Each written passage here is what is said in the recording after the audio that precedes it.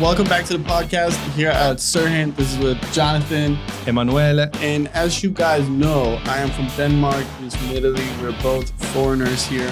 So we're going to talk a little bit about foreigners buying in New York City. And I think the best way to do that is with a story. So Emmanuel, tell us a story about a unique buyer that was foreign here in New York City and what went down. Well, first of all, I have to say it's not really unique because almost all foreigner buyers, they have the same kind of problem or myth about buying in New York City.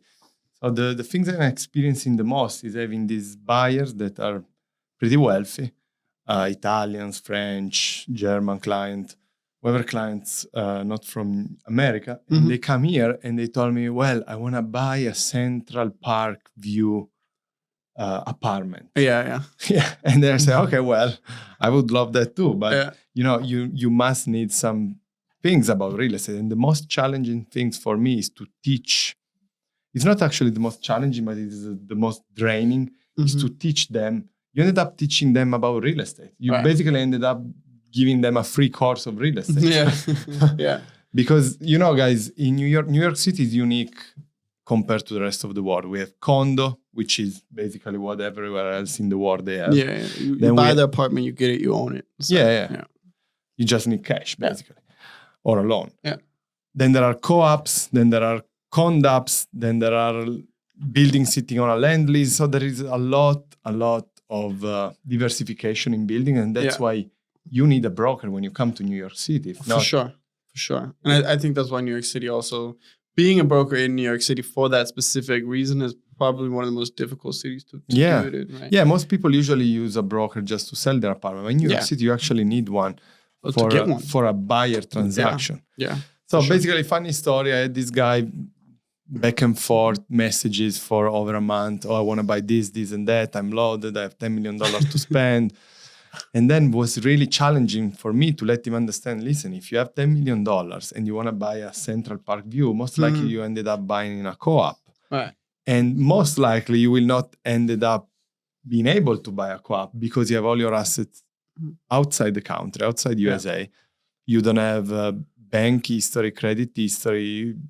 You basically don't have an history in New York. And they cannot pursue you in United States in case you will default on payment of maintenance and stuff like that. Right. So you're not a person in their eyes. Yeah. Like the co-op board. So the problem, they come here with the cash and they want to buy. And then I show them, let's say, 10 properties around $8 million condos. And then they come back to me after a week. Oh, why didn't you show me this apartment that is $7 million, $5 million? It's bigger, it's better. In Park Avenue, bigger, better. I say, dude, it's a co-op. You will not get in there. Right. And they just don't understand. So a big tip for a foreigner, for example, if you are looking for a quick purchase and you have zero history in America, I am sorry, but either you find a condo facing Central Park, which is very unlikely to find, but there are some, and you will have to pay a premium for it. Right. Yeah. Or you just don't look at co-op and you listen to your broker. That's probably the best. And so basically back and forth showing apartments. The guy got really upset because I was showing him more expensive properties because they were condo. Right. And at the end of the day, he ended up buying a condo. He did? Thank God. Yeah, he did. But it was like a 2 months process. Like I had to teach him everything. Basically, he became a real estate professional because at the end of the search, he learned about requirements of co-op, requirements of condo. Right. And I have to say, actually, if you look at Central Park, co-op is really actually usually co-op are cheaper than condos lately. Yeah. But the closer you go to Central Park, Fifth Park and Madison, the more expensive they are. So there are two different kind of co-op. Right. There is the co-op that is cheaper if you go more far east and in a lower price point. And there is the co-op that is more expensive when you go closer to Fifth Park and Madison because there are different requirements, post-liquidity closing, pre-liquidity closing.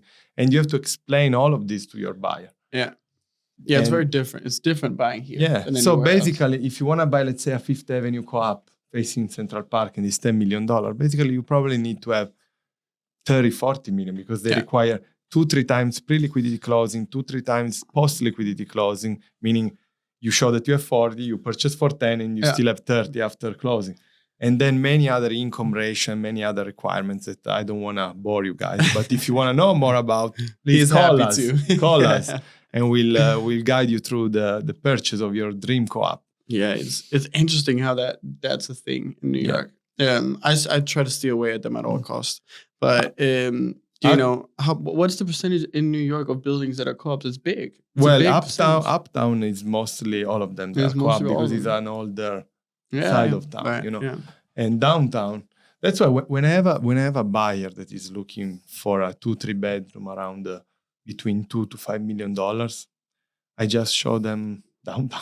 Yeah, only downtown. I mean, unless they have special requirements. Right. Of course, if he wants something specific. But yeah, I agree. The hassle of not going, because imagine, let's put it like this. Let's say you found your dream home, the perfect home for you and your family. You're starting fresh. And then you're 2 months into the process. You got an accepted offer. Everything is looking smooth. And then you go to the board interview, or let's say something happens with the stock market, anything of that nature. Even if you buy it all cash, if it's an all cash offer that got accepted, the board could turn you away and doesn't have to disclose anything to you.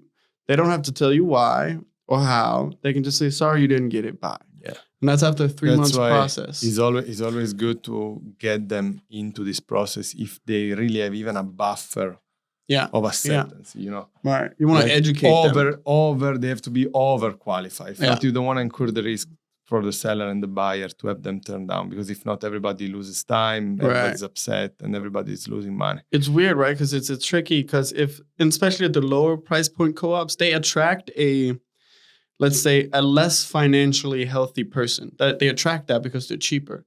But in all reality, you need to be more financially healthy. Yeah, exactly. More. To be able to do the co-ops. And they do this to maintain the level of the building. Right, a I get it, yeah.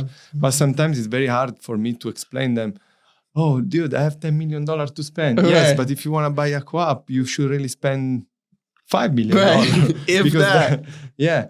And so it's very difficult and very hard to explain this to them. But after a while, I mean, they get it. Yeah. They get it.